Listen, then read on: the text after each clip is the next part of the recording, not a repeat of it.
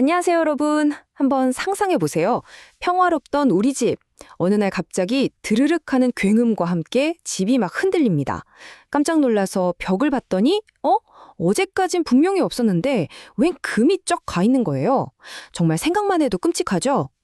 오늘은 바로 이렇게 흔하지만 정말 골치 아픈 문제, 이웃집 공사로 인한 피해를 법의 눈으로 어떻게 봐야 하는지 아주 속 시원하게 파헤쳐 보겠습니다. 자, 바로 이 질문에서부터 한번 시작해보죠. 내 소중한 집이 흔들리고 금이 가는데 과연 우리는 어디까지 보상받을 수 있을까요? 마음 같아서는 당연히 전부 다, 아니 정신적 피해까지 싹 다 보상받아야 할 것 같잖아요.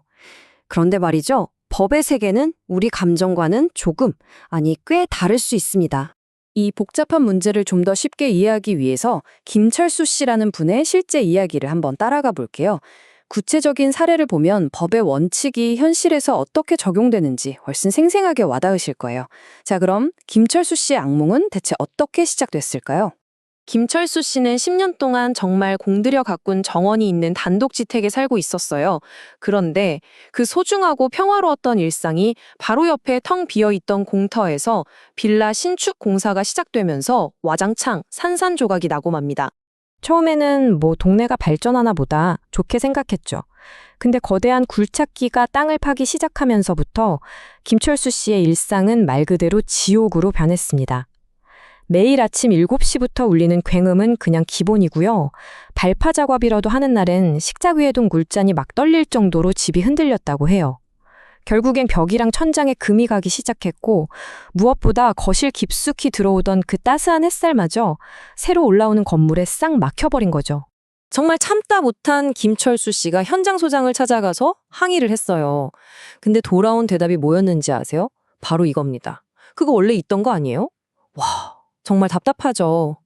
말이 안 통한다고 생각한 김철수 씨는 결국 법의 문을 두드리기로 결심합니다. 과연 법원은 그의 억울함을 시원하게 풀어주었을까요? 그런데 여기서 정말 흥미로운 반전이 일어납니다. 김철수 씨가 주장한 모든 피해가 법원에서 다 받아들여진 게 아니었거든요. 법원의 판결은 우리의 상식적인 기대와는 정말 달랐습니다. 이 표를 한번 보세요. 결과가 정말 의외죠. 눈에 가장 확실하게 보이는 피해, 바로 건물 균열에 대해서는 오히려 질 가능성이 높다는 거예요. 그런데 상대적으로 좀 애매해 보이는 일조권 침해, 그러니까 햇빛을 빼앗긴 문제는 이길 가능성이 가장 높다니. 아니 도대체 왜 법원은 이렇게 판단하는 걸까요? 네, 가로 그 질문에 대한 답이 이 사건의 핵심입니다. 건물의 금 간 곳보다 햇빛을 더 중요하게 보는 것 같은 이 법의 시각 뒤에는 우리가 꼭 알아야 할 아주 중요한 법률 원칙 두 가지가 숨어 있습니다. 법원의 이런 판단을 이해하기 위한 핵심 키워드는 바로 인과관계 입증 책임, 그리고 수인 한도라는 개념입니다. 말이 조금 어렵죠? 괜찮아요. 제가 아주 쉽게 풀어서 설명해 드릴게요. 자, 첫 번째는 바로 인과관계입니다. 민사소송의 대원칙은 이거예요. 주장하는 사람이 증명하라. 그러니까 김철수 씨가 저 공사 때문에 우리 집에 금 갔어요 라고 주장하면 바로 그 공사의 진동이 우리 집 건물을 손상시킬 만큼 강력했다는 걸 과학적으로 증명해야만 하는 거죠. 그냥 공사 시작하고 나서 금이 보였어요 같은 정황만으로는 부족하다는 겁니다. 특히 집이 오래됐을수록 이게 원래 있던 낡은 균열인지 공사 때문에 새로 생긴 건지 증명하기가 정말 어렵습니다. 그리고 두 번째는 수인 한도입니다. 한자어라 좀 어려운데 쉽게 말해서 참을 수 있는 한도라는 뜻이에요. 우리가 도시에 모여 사는 이상 어느 정도의 소음이나 먼지 같은 불편함은 서로 좀 감수해야 한다는 개념이죠. 공사소음이 법으로 정한 기준치를 넘지 않았거나 시공사가 방진막을 설치하는 것처럼 피해를 줄이려고 노력을 했다면 좀 시끄럽더라도 이 정도는 참아야 한다고 볼 수 있다는 겁니다. 자, 이제 이 두 가지 원칙을 합쳐보면 모든 게 명확해집니다.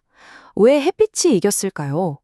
균열이나 소음은요, 원인이 저 공사 때문이다 라고 딱 꼬집어 입증하기가 어렵고 또 이 정도는 참으셔야죠 하는 수인 한도의 벽에 막히기 쉬워요.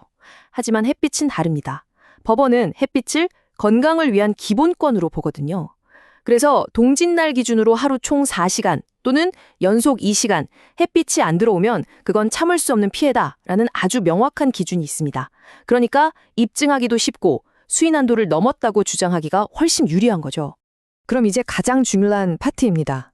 법의 논리를 알았으니까 이제 우리가 뭘 해야 할지 알아봐야겠죠. 만약에 우리 집 옆에서 공사가 시작된다면 어떻게 현명하게 대처해서 내 소중한 재산을 지킬 수 있는지 아주 구체적인 행동 지침을 알려드릴게요. 여러분, 가장 중요한 점을 먼저 말씀드릴게요. 이 싸움은요, 문제가 터지고 나서 시작하면 이미 늦습니다. 모든 건 공사가 시작되기 전에 내가 어떻게 준비하느냐에 달려 있어요. 꼭 기억하세요. 핵심은 바로 기록과 증거입니다.